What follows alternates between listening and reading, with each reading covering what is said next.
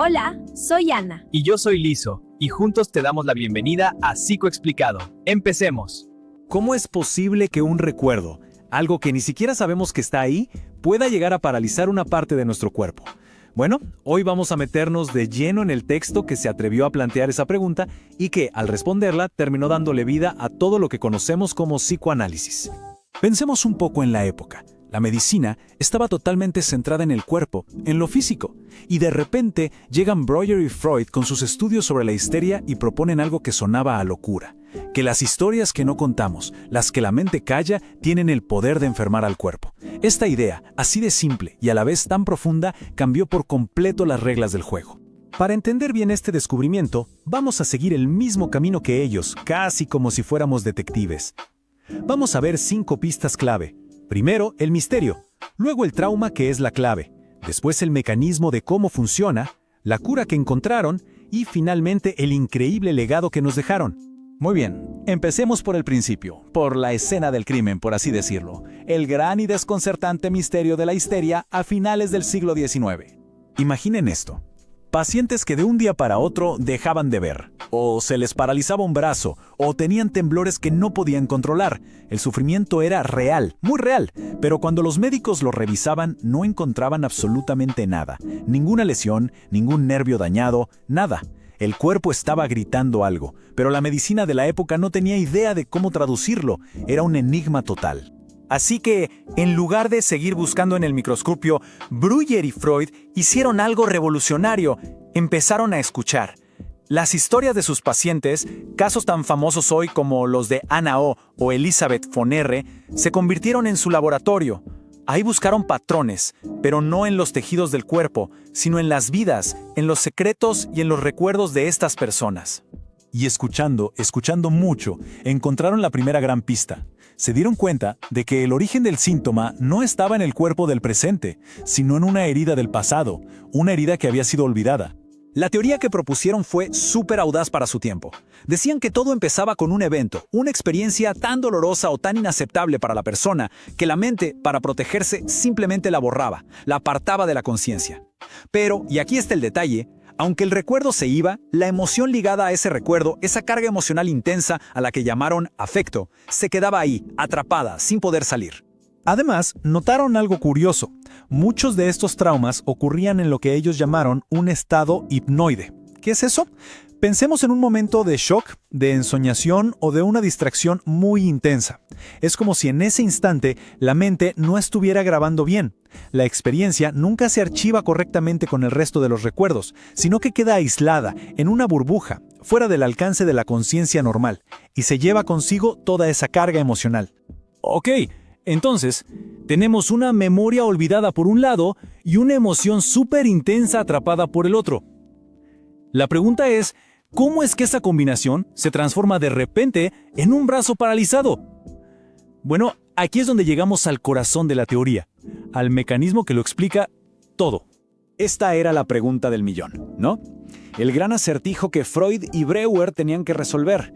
¿Cuál es ese puente misterioso que conecta una idea, un recuerdo, con algo tan físico y real como una parálisis?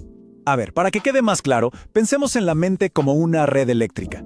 Normalmente, si hay una sobrecarga de emoción, la energía se distribuye por toda la red, se asocia con otras ideas y poco a poco se disipa. Pero en la histeria, ¡pum!, salta un interruptor. La vivencia traumática queda totalmente aislada del resto de la red. Y toda esa energía emocional queda ahí, estrangulada, acumulada en un solo punto, sin ninguna vía de escape. Y esto es fascinante. El síntoma no es algo al azar, para nada. Es un jeroglífico, es un símbolo del recuerdo reprimido. Por ejemplo, un dolor agudo en la pierna podría simbolizar un paso que no se quiso dar, o una tos nerviosa, unas palabras que se ahogaron y nunca se pudieron decir. O sea, el cuerpo se convierte literalmente en el escenario donde se representa el drama que la mente se niega a recordar. Así que si unimos todas las piezas, el camino queda bastante claro. Primero, ocurre el trauma. Segundo, la emoción se queda atrapada, estrangulada. Tercero, la mente, para defenderse, reprime el recuerdo, lo empuja lejos.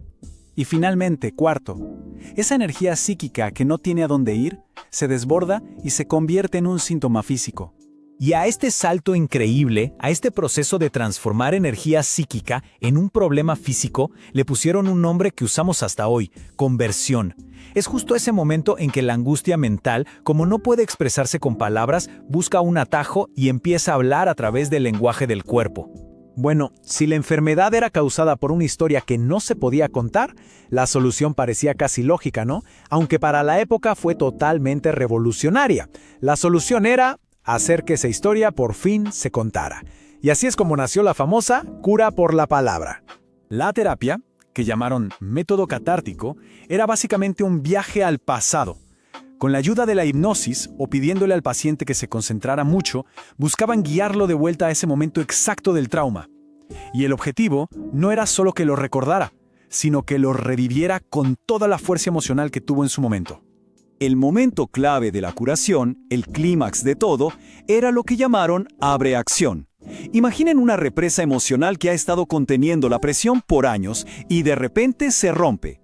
La abreacción es eso, es esa explosión de llanto, de ira, de dolor que por fin se libera cuando el recuerdo sale a la luz y se pone en palabras.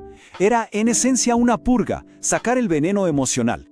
Y aquí viene lo que parece magia, pero es pura lógica dentro de esta teoría.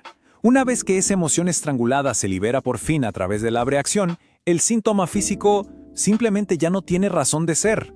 Era solo el contenedor de esa emoción. Y si vaciamos el contenedor, pues se vuelve inútil y desaparece. Pero claro, el impacto de todo este descubrimiento fue muchísimo más grande que encontrar una cura para la histeria. Lo que hicieron fue crear una onda expansiva que cambió para siempre nuestra forma de entender la mente humana. En resumen, los estudios nos regalaron el concepto de un inconsciente activo, un mundo dentro de nosotros que influye en todo lo que hacemos, pensamos y sentimos sin que nos demos cuenta. Nos demostraron que nuestros síntomas tienen un significado, que cuentan una historia. Y quizás lo más importante, establecieron que hablar, que contar nuestra propia historia puede ser una de las herramientas de curación más poderosas que existen. Al final, todo este trabajo nos deja con una pregunta flotando en el aire, una reflexión muy profunda sobre la relación entre ese yo que conocemos, el consciente, y todas esas historias ocultas que viven dentro de nosotros y que sin saberlo nos están definiendo. Si te gustó este video, te invitamos a suscribirte ahora a nuestro canal. ¡Adiós!